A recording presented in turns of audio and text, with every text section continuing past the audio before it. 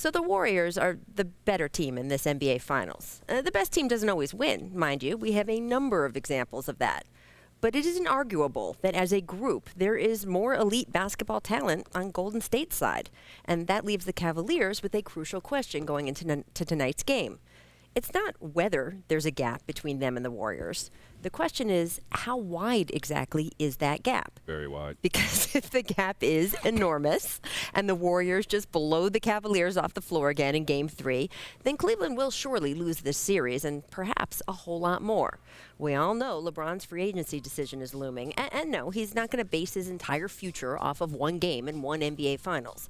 But absolutely, if he gets swept out of this series because the difference between his team and the team he's chasing turns out to be roughly the size of the Grand Canyon, yeah, well, that is going to have an impact. It's nice out there. On the other hand, if the Cavaliers can show tonight that the gap is closer than it looks, then just maybe we'll have something interesting develop. It is possible the Cavs really should have won Game 1 of this series. LeBron is still LeBron. And they have been tough at home through these playoffs, 8-1.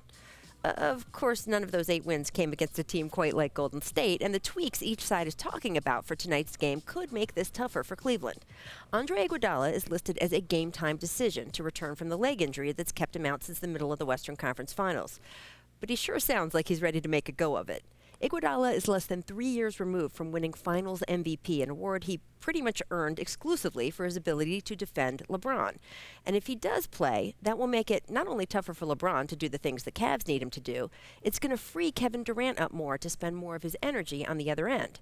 So what can Cleveland counter with? Let's see. Rodney Hood. Yes. Ty Lue said yesterday he is indeed going to give Hood a chance to get into the game tonight, which in theory makes sense. He was averaging nearly 17 points a game when the Cavs acquired him from Utah earlier this season. He's a long 6'8". He can switch freely on defense.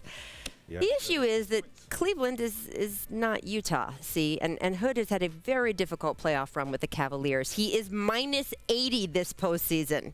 Minus 80. Wow. And he is shooting 15% from 3. And that, in the end, is actually a great summation of the gap between these teams. The Warriors could get Iggy back tonight. The Cavs will get some Rodney Hood. We know which team is better, but how much better is still the question, and how Cleveland answers that question tonight will determine the fate of the series and perhaps the fate of the team itself.